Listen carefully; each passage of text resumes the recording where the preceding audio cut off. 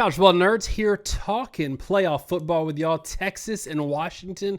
It is a huge game, obviously, because it's only one of two playoff games this year in the semifinal round. Next year we'll go to 12, and that'll be a whole different story. But this year we got 4. We already talked about Michigan and Alabama. You can check that one out on our channel. There'll be a link in the description if you're curious. collegefootballnerds.com if you haven't been there yet. It's a beautiful place. If you like stats, if you like to see our model, if you want to play around with that a little bit, you can do that as well. You can see your full team profile, relative performance statistics. So we take your team and everybody else's rankings, and we give you overall rankings, and then we give you relative to their schedule and how other teams performed, and you can get some good context on just how good these teams are. And two good teams are Washington and Texas. Josh, you're going to talk about it with me here in the beginning. So for me, Josh, and everybody, like, this is nothing new. We talked matchups in the previous game, and everybody's talking matchups in this game, in that Texas secondary is where they can be exploited. If Washington's going to win this game, that's where they're going to find their success. You and I might disagree a little bit because I think Texas secondary is actually better than people think, but I will agree Washington's not going to run on Texas, so talk about how they're going to need to throw the ball to win it. Washington's offense to me this year has been, to an underrated extent, driven by the run game. Everybody's been focused on Penix's ability to make big plays in big moments, and it's clearly been the thing that's driven them to the heights that they've gotten to. But the thing that got them to the point of being able to make those plays in the first place and succeed, I think, has been the run. Because Penix is a quarterback, in my opinion, is a guy that can make every play on the field, but can also miss any play on the field. And there have been a couple games, like the Oregon State game, and I know the weather was bad, where he's a 46% passer. Washington State a couple weeks ago is 54% passer. And if you look through, he has games where he's in the 70-80% range, and he has games where he's in the 40 to 60% range. I think that reflects a lot of the type of throws he's being asked to make. It also reflects a lot of just sort of who he is as a quarterback. But if they can run the ball well enough with Washington, what that allows them to do is use Penix as a guy that's able to stretch the field vertically. Use a guy that can make a throw 40 yards down the field on an out route to receivers that I think are easily one of the best units in college football, and try to make a big splash play. That works if you don't need the pass to get a first down. That works if it's 2nd and 2. If it's 3rd and 8, yeah, at the clutch moment in a big game when it's close, that can be the play you need. But you're probably not going to convert enough of those in 3rd and 8 situations to be able to move the ball a lot, to score a lot of touchdowns. So the thing with Washington, to me, is unless they run the ball really well, they end up with a team that's going to score touchdowns on 4 of 11 drives easily, and the other 7 drives, they're not going to do a whole lot. We really kind of saw that a couple times versus Oregon, especially in the first game. And I think it's an interesting thing to start with because Texas, first and foremost, probably has the best front in college football this year. Murphy and Sweat are phenomenal players, but the depth across the board is great. In our metrics, they're 4th in the country in run defense. The pass defense, as he said, I think there's question marks because to me they can get a little bit confused, out of position. I think Washington has an edge there, but they're still 15th in pass defense. But the run defense is phenomenal. So this really comes down to me as a game where, for Washington, you're probably not going to be able to run it, which puts you out of your comfort zone a little bit offensively. And now you kind of get into the discussion of what kind of scoring range are we going to be in, what's Texas's offense going to be like, and can Washington win the game in a game where they're not able to run the ball comfortably, in a situation where they really haven't been overly effective offensively with that kind of a profile. I want to start this discussion with addressing kind of a similar narrative that we've heard about Alabama, where a lot of people are sort of cherry picking Texas games to, minimize not only their accomplishments, but who they are as a team this year, without remembering that Ewers was out multiple games this year.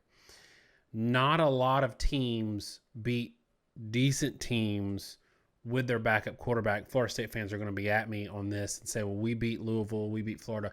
Florida sucks, and Louisville lost to Kentucky the week before. And the difference is Texas has shown who they can beat. They can beat Alabama. Anyway, So I think that when you look down the schedule and you see, oh man, they struggled with Kansas State, or oh man, they struggled with TCU, or whatever. Remember that Ewers was either coming back from injury or didn't play at all, and a lot of that impacts your defensive numbers. Murphy a couple of times put that defense in a bad position, making bad throws. Giving short fields, giving touchdowns, basically through interceptions, or just not playing great. And that's not his fault. Like he's thrown in the fire or whatever. I just want to throw that out there, and then I want you to talk about this because I think it's a pretty interesting talking point. If you read the Athletics summary of the coaches speaking anonymously about this game, they talk about Ewers and how he struggles off script, which is totally true. Ewers does struggle off script because you mentioned that Penix is a hit or miss kind of guy, can make every throw but can miss every throw. Ewers is the same way. What's interesting is both of these teams are deadly out of the script. Like Washington, their script for Oregon was clearly premeditated and it was clearly effective. And we know what Sark can do with his script. And Ewers looks like a Hall of Famer when they're playing those first couple of drives, first 20 plays or whatever. Talk about how is it possible that whoever wins the script, which might be not necessarily the first quarter because of how possessions work, it might bleed into the second quarter, but whoever wins the script might win the game because they're so much better inside the script than both of them outside of it. Yeah, so there are a number of things there. Let me touch on two things you said. One, I'm going to defend Texas's honor a little bit and note Malik Murphy did actually move the ball pretty well for Texas, whereas Florida State, don't get me too much, fans, if you took their average from those last two games without Travis, put it over the rest of the year, they'd be 133rd out of 133 teams in offense, literally. That's not good, is it? No, they did not win those games because they found a way to score offensively without Travis. They won those games because the defense didn't let the other team score and they found some easy points. Texas didn't really have that problem. The other thing I wanted to note is that Texas defensively was banged up in the middle of the year, off and on in a lot of different ways. And I think that gets overlooked tremendously. Same sort of discussion we have with Michigan and Alabama, but I'm not going to beat the dead horse as much here. But to your point with scripts, something I often note in the sport of college football is that every point counts the same. A lot of people that are more casual followers of the sport, #casuals if you're a Josh Pate fan, they view college football like they view basketball. The same people that come to us on Twitter all the time and talk about it's going to be great, we have an expanded playoff because it's going to be like March Madness, which not the same sport. The same FCS team just won 9 of 11, 9 of 10 national titles at the FCS level, the exception being when Trey Lance and the rest of the guys opted out for North Dakota State in 2020. Clearly not the same sport. And it applies here too. In basketball, you kind of hold serve, get to the end of the game, keep your starters out of foul trouble, keep them a little bit rested, and then you win it in the last bit. People talk about that in college football, playing for the fourth quarter. Underdogs talk about playing to the fourth quarter, but they talk about getting to the fourth quarter, and they talk about that for a reason. Most college football games, in truth, are decided before the fourth quarter even happens. It's hard to get to the fourth quarter and have a competitive game. And in a lot of circumstances, things that happen in the first and the second quarter in those points determine the outcome of the game. Why did Michigan beat Ohio State? I would argue pretty strongly that the interception that McCord threw early in that game that Michigan turned around and punched in for a touchdown was the reason Michigan actually beat Ohio State. And in this case, you talk about scripts, right? The points scored in the first quarter may be half the points scored in this game. I truly believe that, Daniel, and I don't know if you agree with me, but I think there's a real chance that your ability to break serve early could have a tremendous effect, because this definitely feels like a game, at least to me, where, I know the over-under is 63, but they may put up 14 to 21 points in the first 2 or 3 drives each. And that's going to be something like a third of the points in the game. So if you can take one touchdown away, if you can get an interception early, I think that could have a really tremendous impact in a game where, again, both teams are expected to score about 30 points. And so if you score 14 to 20 of the 30 in the first quarter or two, suddenly those quarters are just, I think, going to be really dramatically important. And I think the whole rest of the game is going to be a lot of scratching and clawing and trying to get the remainder of points and decide the outcome based on sort of the foundation that's going to be formed really early on. Yeah, I mean, if you look at the Oregon game, right, that was a 3-point game for Washington, a 3-point win. But because they scored 14 in the first quarter, 8 in the second quarter, Oregon was digging themselves out of the whole game. And Oregon's another script team. That's another team that's really good when they're on schedule. I think they scored at the end of the second half. I'm not entirely – or end of the second quarter, which made it look a little more competitive going into halftime than that whole first half was.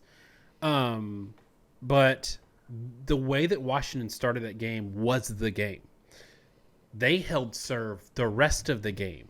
And what happens, especially in these games where both teams can score a lot of points, is you want to get it into a possession game where if you're up, if you can allow a score and still be up, then you're so far ahead in modern college football. And that's what happened in Washington, and it changed how Oregon played the game.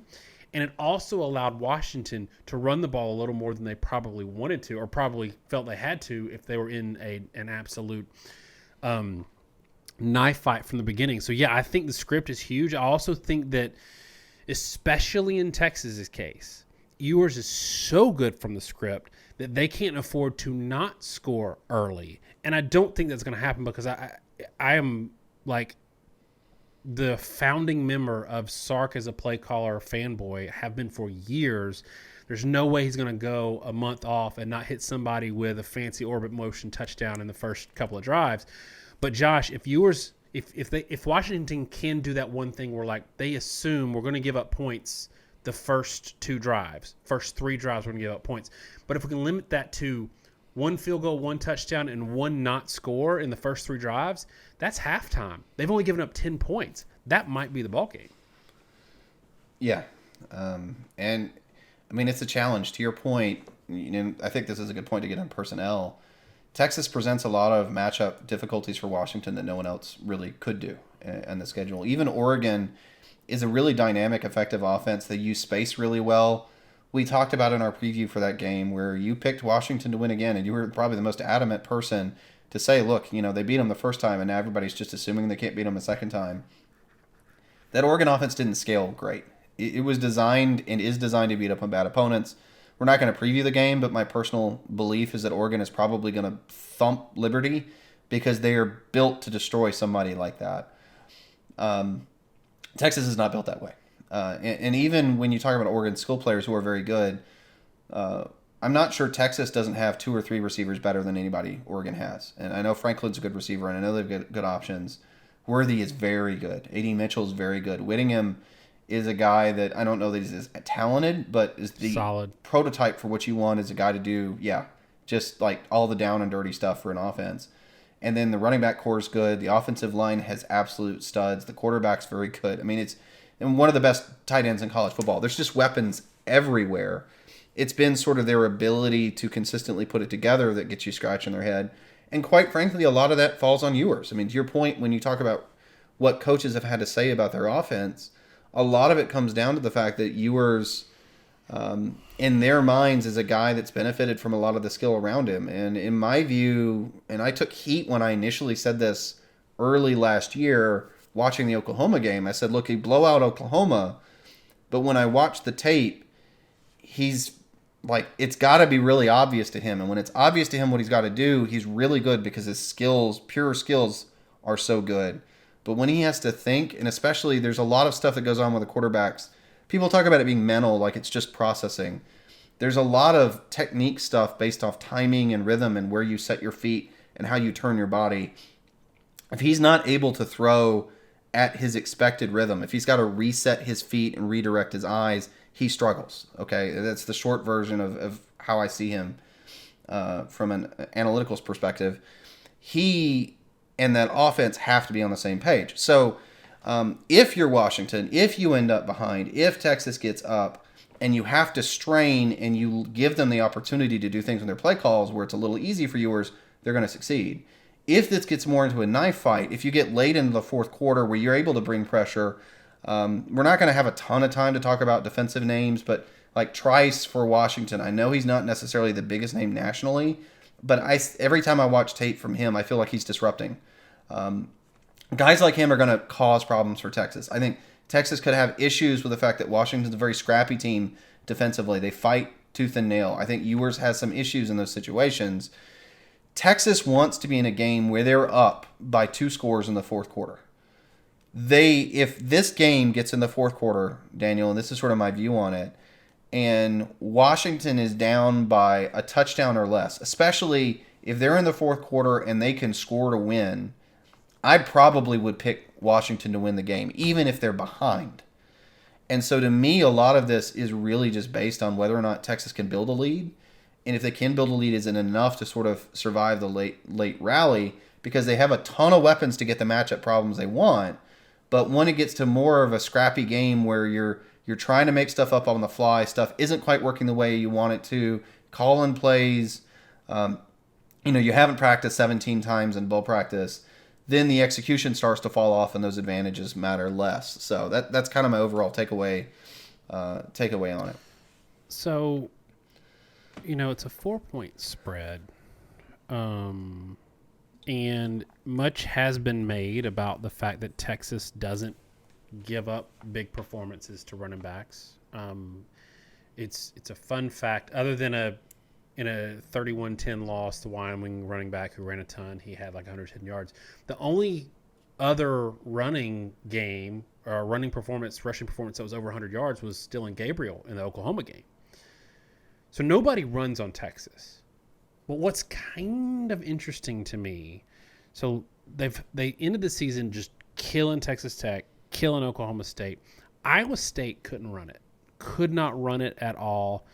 11 yards, 10 yards, those are the 2 best rushing performances for the Iowa State running backs. Rocco Beck, 10 yards an attempt, 323 yards. Going back up one more, TCU.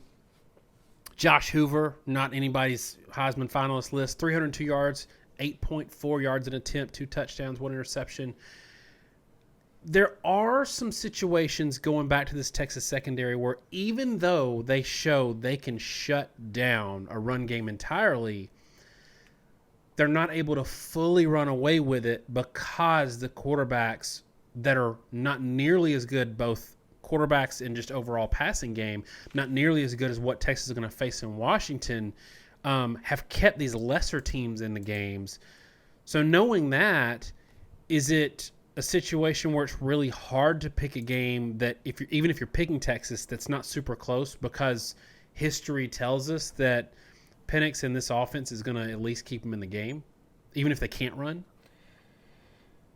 Yeah, I think so. And I'll stack one on there. We've been pretty vocal, too, that I think too much has been made out of the Oklahoma State-Texas game from the broader standpoint. I think there are a lot of games from Texas you can look at to get a better idea of who they are. The Iowa State game is an interesting one from that perspective. I think earlier in the year, the Kansas game was really telling. I think it's still telling. But Oklahoma State in particular is 97th in our metrics in passing offense and 118th in passing defense. And the way you beat Texas is by throwing the football, and the way Texas beats you is explosive passing plays. Oklahoma State is horrid in both categories. There's a reason for UCF beat them 45-3. I mean, there's a reason they lost some head scratchers like the South Alabama game 33-7. So, I do think this is a game where Washington probably can get some big plays with their big receivers. They're 12th in our metrics in passing offense. There are some matchup advantages. And despite everything we just said, how good Texas is offensively, there's a lot of strength on strength. I think, as I said, I don't expect Washington to move the ball successfully consistently, but I think for a handful of drives, they will move the ball very, very well. And when they're clicking on a given drive and stuff works, they may go right down the field on Texas. And that's why Texas is going to kind of need to have a continual buffered lead. If you'd like, Daniel, I think it's a good time to jump in the model too, because I think it starts to back up a lot of these points. So our model is exactly in line with Vegas. And frankly, this is when it often makes me the most happy because this just sort of reflects the fact that our model, again, we call it a trend predictor, an explanation thing. We don't never recommend that you bet the model 100% of the way. We do it only on this season's results. Look at each team, look at who you played, look at how you did in those games, and then we try to create a matchup-driven comparison between the two and generate a score based off each team's unique scoring model we generate. There's a lot of interesting things, like LSU is ranked ahead of Alabama in our power ratings, but Alabama would be favored to beat LSU in our model because it is so matchup driven. Here, it's 30-26, Texas over Washington. So you're, really, really dead on with most of what you're seeing from Vegas. 4-point spread, 56-point over and under, a little higher in Vegas' sake, but not a whole lot. And in line with all this discussion, Texas has a very slight yard per play advantage, 6.3 to 6, but the way they get the yards is very different. 7.6 yards per attempt, which is just above average for Texas. And we would say that's just the mark of competency, not overly productive. 5.3 yards per carry. I think Washington's secondary is probably a little bit overdinged. They're 12th in our their secondary is 12th in our metrics.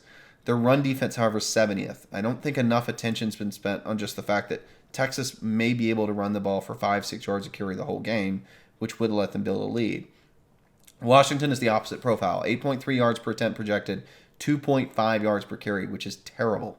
So Washington is going to be one-dimensional. As the whole conversation's borne out, the model sees the same thing. It sees Washington as a team that's probably going to get their yards in chunks, probably going to get it on big splashy passing plays. They're going to score some points, but they're not going to move it overly well. Now, if you look at our model, there's a consistency score. That does not mean the offense is consistent. That's a consistency from the model, saying how well does the model's results for all the prior games match up with how those prior games went. Washington's score is shockingly low at 24. Texas's is quite low at 45. We talked about with the Alabama-Michigan game how low those scores are, and I think it's interesting. The scores here are lower. Neither one of these teams has played overly consistently throughout the year. Texas had quarterback issues. That explains a lot of it because that means that you kind of have different profiles of teams. Washington, however, is the bigger head-scratcher, and that points out how much in those games where not everybody was looking, people pointing to they had bad performances, they laid absolute duds and then would turn around and play like a different team against a better opponent.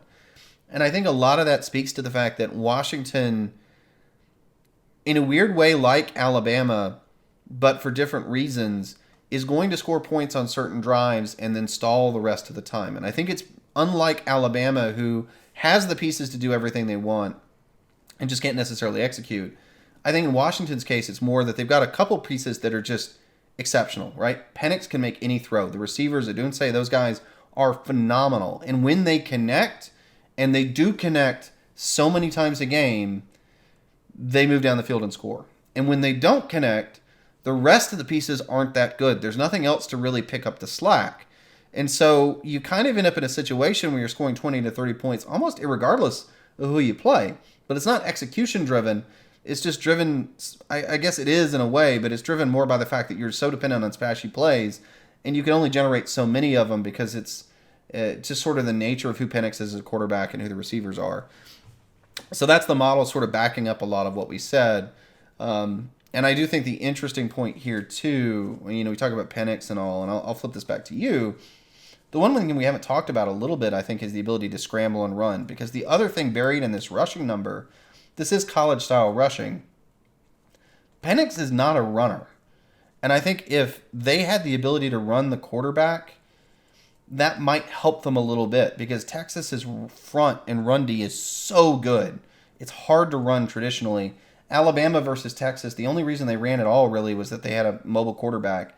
And you can look at the stats, but it belies the fact that Milroe took a lot of sacks, but he did have some scrambles, and it did threaten Texas a little bit on the edge. My biggest concern for Washington is Penix doesn't run well, so I'm not even sure there's really any way for them to generate any rushing offense. And if they're that one-dimensional, I start to have real concerns about how viable the offense is. Well, what's interesting, Josh, I agree with all of that. What's interesting is these two teams played each other in a bowl game last year. Washington won 27-20. Texas couldn't run, and Washington ran for 5.6 yards per carry, had a 100-yard back. And Penix threw for 5.3 yards per attempt. It's the exact opposite of what these teams have been this year and what we think is going to happen in this game. Now, that was last year. There's a lot like Keelan Robinson was the number one rusher for Texas in most carries. Like they're two different teams, but it is interesting to note that Washington has seen these guys before. They're not going to be like overwhelmed by just how good they are. But But Josh, I'm ready to make a prediction on this one. And I know I just said that Washington won last year and the game wasn't too big for them, but I think Sark in year 3 versus Sark in year 2 with a month to prepare, especially having seen this team before, I don't think this game is going to be particularly close. I like that Washington has gotten healthy at wide receiver, which they haven't been for the middle of the season. I think it made a difference in the Oregon game. But I think that Oregon is the only team on Washington's schedule that's anywhere close to Texas, and this year in particular. And I think that it's going to be a little bit shocking out of the gate, and it's going to take Washington a little time to adjust. I've got Texas 37, Washington 23. Tell me what you got. Sort of a similar story. I have Texas 31, Washington 21. I've never really bought into the narrative that Oregon was a clearly better team than Washington. I think they played better in certain ways. Look, we broke down 10 ways to Sunday how Oregon's dominance was only if you look at scores without any regard to the quality of the teams they were playing. And when you broke it down further, Oregon totally scaled up and down to teams. Washington didn't really have that problem. Again, I think that speaks to how well can you throw vertically? Can you make plays against tight coverage? That kind of stuff. Washington is an offense that's designed to do well against better teams. But that said, in many ways, I think Oregon would be a better matchup for Texas because I think their ability to spread you out and do motion, get the ball in space, I think that's the kind of thing Texas struggles with. Washington wants to use power to center the offense and then throw down the field with Penix as a complement. I don't think they're going to be able to really do that. And I think they're going to have to rely on Penix first, second, and third. And that's not a recipe to success. Because rather than letting him make a splash play to add to a drive, you're going to need to he's going to have to constantly make hero plays just to move the sticks when the other team knows it's coming. And that's a very different problem to have. Now, maybe I'm wrong on that and how it plays out. Because, frankly, the conferences are so isolated, it's very hard to make that call. But that's just the way I see it playing out. And to your point, Oregon is the only thing really close to Texas, but Oregon is a very different team. They're built on speed. They've got a lot of athleticism and talent, but they're not necessarily the biggest, most physical team.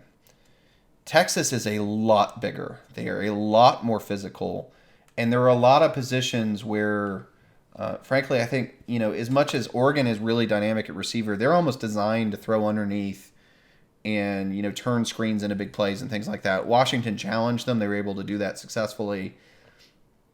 Texas is bigger and faster. Like they're not as quick, but they've got long speed and they got big guys. The receivers are a lot more like Washington's receivers.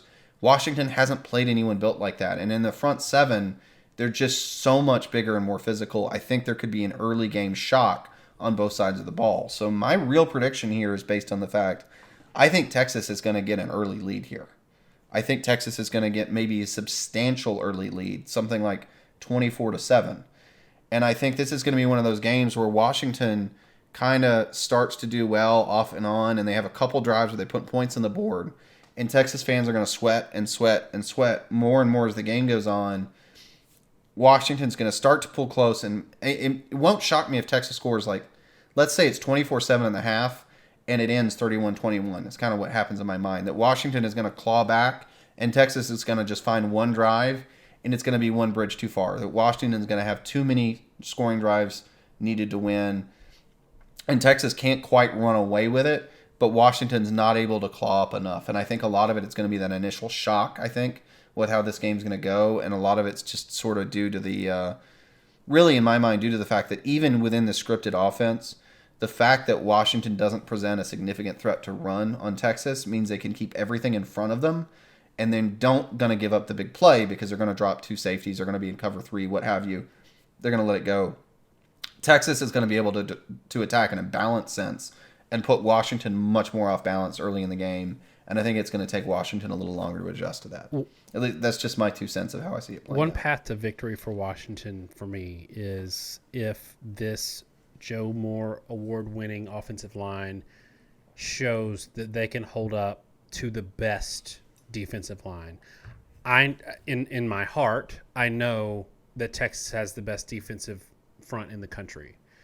I'm not sure that Washington has the best offensive line in the country. If they do, that changes the calculus a little bit for me. Also, Washington's secondary has shown in stretches this year that they can play elite. If they do, or if Ewers is the guy that is Superman during the script and falls off after, there's a little bit of a opportunity in the middle of this game for Washington to be that person or that team that gets out in front. It'll be interesting, but right now, just the way I feel, I think that neither one of those things happen. But if they do, Washington's going to win the game. Anything else on this one? Yeah, like any game in bowls, there's going to be things that happen that aren't expected. As you noted, Washington got healthier at receiver. We still don't fully know what that means, and I think there's a lot of guys that focus on Odunze probably don't give enough shrift to how good some of the other receivers are down the field. Like McMillan is a big part of that offense when he's healthy. And I think on Texas' side, they had a young team. Muhammad is a tremendously good corner. He's played really well, but they haven't always been in a position around him to make him successful. They could step forward and be a better team defensively and offensively in certain ways as a result of that, especially on the defensive side as a result of guys getting older. Hill, phenomenal linebacker, still a freshman, might play at a different level in this playoff game. So to me, there's still a lot of unknowns. I'm really fascinated by this game. Look, one thing I always want to point out to people is we don't always pick these games close. It doesn't mean that we necessarily think one game is guaranteed to win. Something we don't do as a channel that a lot of other analysts do is they'll always pick it like a 1 or 2 point game, and you never look silly. Mm-hmm. Most games don't actually end that close. They just don't. In college football, they swing one way or the other. And so while I'm picking Texas to win by a significant margin, it's just due in my head the way I think this is going to play out. If the pieces don't play out the way they are, it very easily could flip. And to me, that's just sort of the nature of football that, it's not basketball. It's not playing to the fourth quarter, right? It's not going to be close and then it's just down to a couple shots. It tends to swing momentum one way or the other. And most games, especially in the playoff, where you have high-level teams, kind of run away a little bit. And so while I do think Texas has the edge, there's a reason they're a 4-point favorite. There's also a reason they're only a 4-point favorite. A lot of young players, a lot of questions for execution for Texas, a lot of questions about how they're going to play on the big stage. And I've seen Washington make statements on a big stage where I've also seen Texas fall flat against really the one of the better quarterbacks, maybe the best quarterback by far in many ways they played in Dylan Gabriel. So there are a lot of other question marks here too. All right, y'all, let us know how you think this game is going to turn out, and let us know if we're crazy for picking a bigger spread in this one. Tell us why we're wrong. Tell us what we missed, and we're happy to let you know why you're wrong. Thanks so much, y'all. Have a great holiday season, and God bless.